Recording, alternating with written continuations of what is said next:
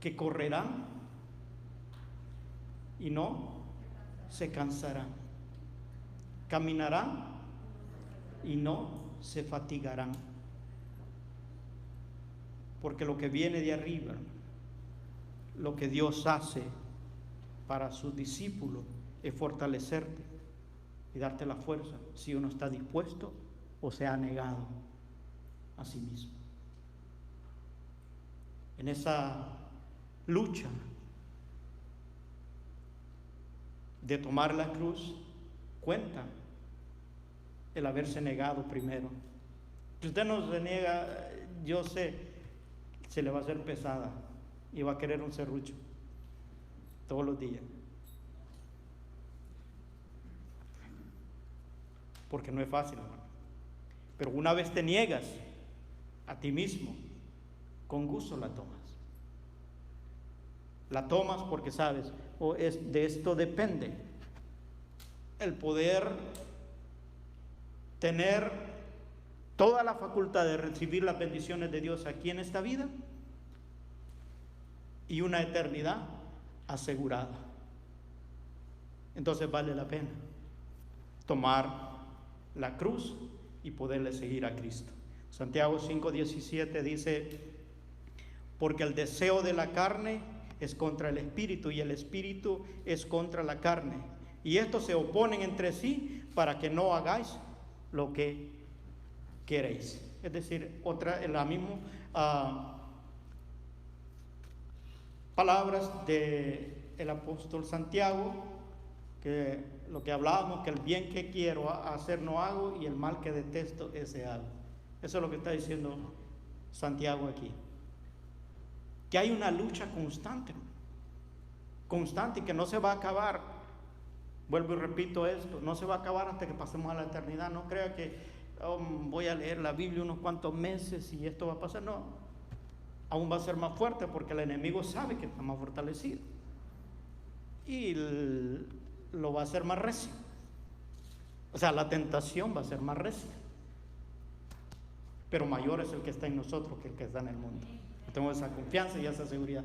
Mañana va a haber otra batalla, está bien, pero tengo la fuerza, no mi propia fuerza, sino aquella que me da el Señor para poder pelear esa batalla. El creyente espera que le asignen tareas. El discípulo asume responsabilidades. ¿Cuántas veces quizás hemos dicho nosotros: no me han dicho nada? No me han dicho. No, pero si usted es un discípulo, hermano, usted tiene que asumir la responsabilidad. A medida vamos desarrollando este tema, vamos a ver cuál es el caminar del discípulo, que es la otra exposición. Saber qué es lo que tiene que hacer. Y eso no tiene que esperar que le digan. Usted tiene que hacerlo porque es un discípulo. Pero el creyente sí, ese sí, dice, espera que le asignen tareas. El discípulo asume la responsabilidad. El creyente suele esperar los panes y los peces. El discípulo es un pescador. ¿Entiende la diferencia?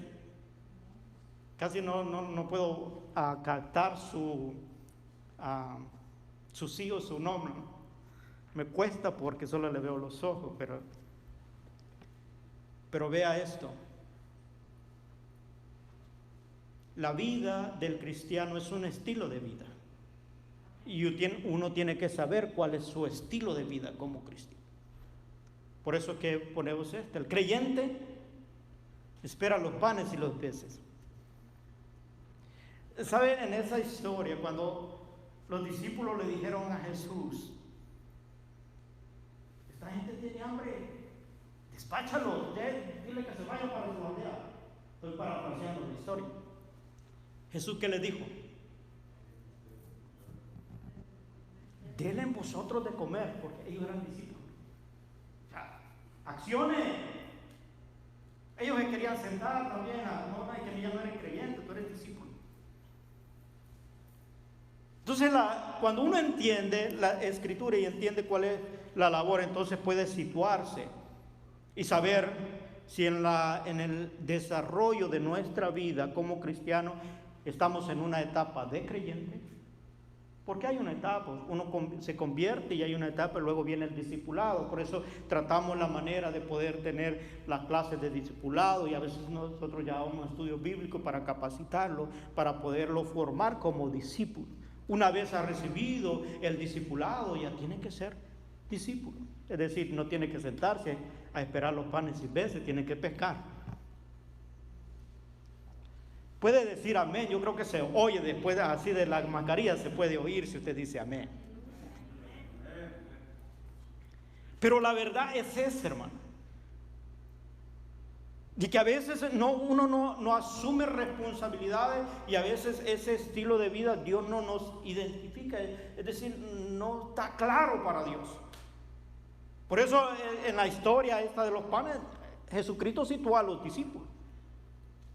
¿Cómo que mándelos a que se vayan? Denle usted de comer. Accione, haga su trabajo de discípulo. En nuestra vida, como hijos de Dios, podemos pasar largo tiempo, y hay personas que se llevan toda su vida y siempre quizás fueron creyentes. Nunca pasaron o desearon convertirse en discípulos, y Dios nos ha llamado a ser discípulos. La iglesia tiene esa responsabilidad de hacer discípulos, y a veces no se quiere hablar por no lastimar, pero no es lastimar, sino informar y decirle a la persona: accione, tome una decisión en cuanto a su vida, tiene que negarse a sí mismo, tome su cruz. Porque es fácil, hermano, poder llenar o decirle a la gente: venga, así no está bien, su estilo de vida que lleva, así está bien, como usted quiera. Al cabo, si viene todos los domingos está bien, pero no es eso lo que el Señor nos ha mandado a predicar. El evangelio es llevar a las personas a que se conviertan en seguidores de Cristo, en discípulos, y esto tiene que ver con la confrontación a veces con nuestro estilo de vida. Y aunque duela, pero es una forma de poder enseñar y de poderle hacer saber que a eso es lo que hemos sido llamados. La iglesia no es para entretener personas, la iglesia es para que sean seguidores de Cristo. No de personas, no de líderes, sino de Cristo, porque Él es el modelo a seguir. Yo puedo fallar mañana, porque estoy en esta naturaleza, mas mi Cristo siempre permanece fiel y está sentado en su trono. Él es el modelo en el cual nuestra mirada tiene que estar puesta y ser seguidores de Cristo, tomando nuestra cruz y siguiéndole a Él. El tercero y el último de los requisitos que yo tengo para esta exposición es seguirle.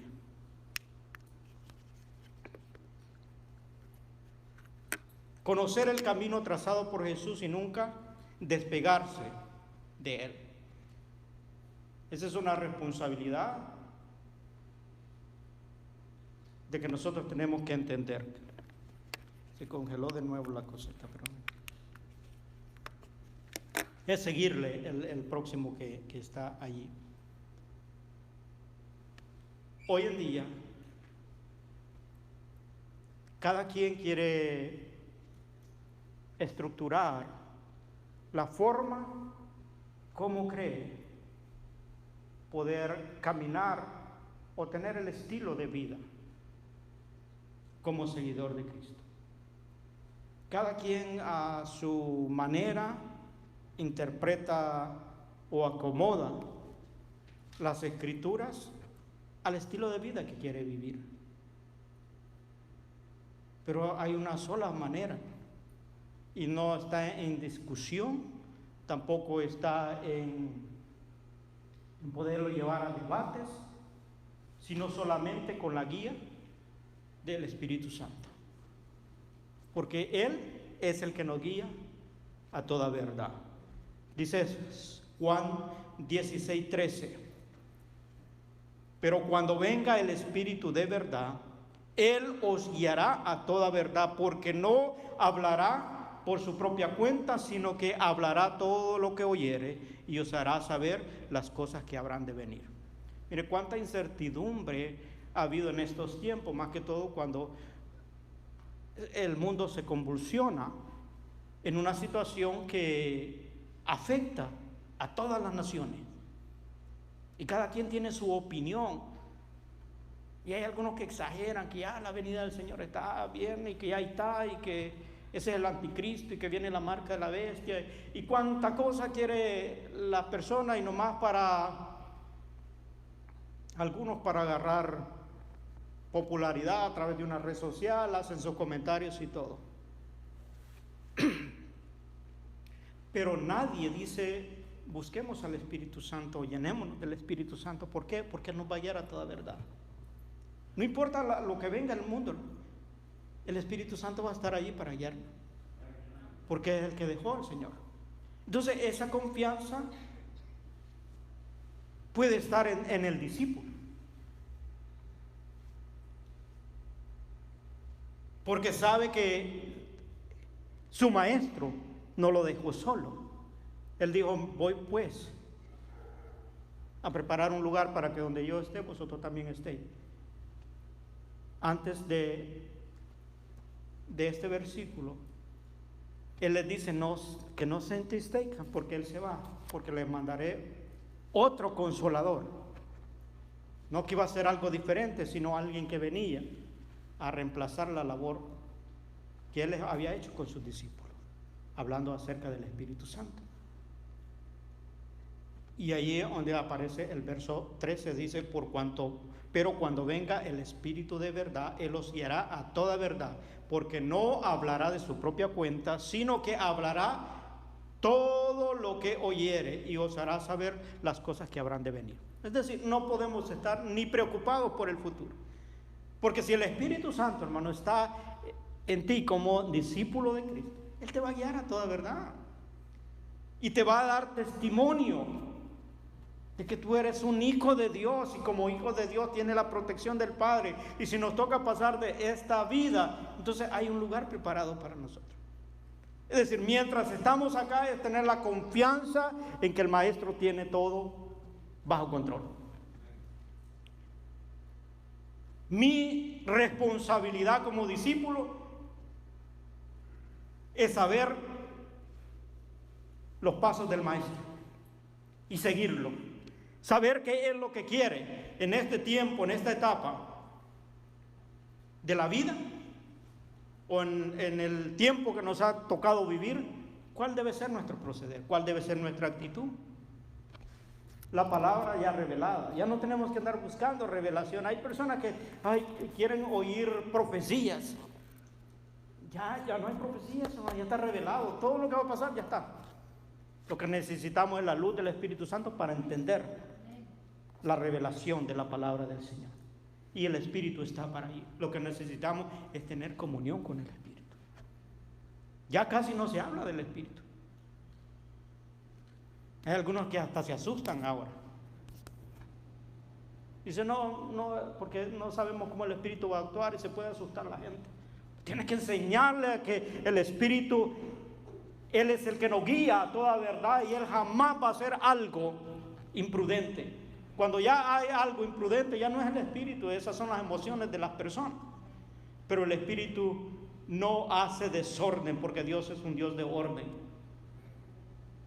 Así que no hay que tenerle temor al Espíritu Santo, más bien hay que buscarlo. El apóstol Pablo dice: no os embriaguéis con vino en el cual hay disolución, más bien se lleno del Espíritu Santo. ¿Por qué? Porque esa llenura del Espíritu nos va a guiar a toda verdad en momentos difíciles, cuando hay encrucijadas en la vida donde no sabemos qué camino tomar. Entonces el Espíritu Santo es el que interviene para podernos guiar y tener esa confianza y esa seguridad, que aunque andes en valle de sombra de muerte, no temeré mal alguno, porque Jehová está contigo. Esta es la realidad en la cual nosotros tenemos que entender que el plan y el desarrollo del Señor está estructurado de tal manera que como discípulo tenemos que saber cuál es nuestra parte y qué es lo que nosotros tenemos que hacer para poder ser seguidores de Cristo. Recuerde que como creyentes, nosotros el próximo paso es buscar ser discípulos del Señor. Y los 3 pasos que como requisito: negarse a sí mismo, tomemos nuestra cruz y sigamos. Próximo exposición vamos a estar viendo cuál es el caminar, es decir, cuáles son las acciones que tiene que hacer el discípulo, y en la tercera vamos a ver qué es lo que identifica o las evidencias de ser un verdadero discípulo. Espero contar con ustedes la próxima semana para este desarrollo de este tema en 3 exposiciones. Hoy hemos visto lo que es los requisitos para ser un discípulo. Recuérdese: negarse a sí mismo, tomar nuestra cruz, seguirle. Amén. A ver si lo repite conmigo: negarse a sí mismo, tomar la cruz, seguirle. O sea, el seguirle depende de la voz del Espíritu Santo. Que a veces usa líderes, sí, porque está conectado con el Espíritu Santo, pero él le va a dar testimonio que está haciendo lo correcto. Cuando hay algo indebido por un líder, si usted está conectado con el Espíritu Santo, él no va a dar 2 órdenes. O puede dar 2 órdenes, pero no van a ser diferentes. Siempre van a ser iguales. Y el Espíritu le va a dar testimonio a su vida de que eso es lo correcto. Por eso es muy importante que en estos tiempos en que estamos viviendo entendamos esto. ¿Somos discípulos o creyentes? Cada uno decide. Mire, el creyente busca que le animen. El discípulo procura animar. El creyente reclama que le visiten. El discípulo visita. Y lo dejamos allí. La próxima semana seguimos abundando acerca de cómo poder ser discípulos del Señor. El Señor me les bendiga hoy en esta exposición y que podamos verlo la próxima semana.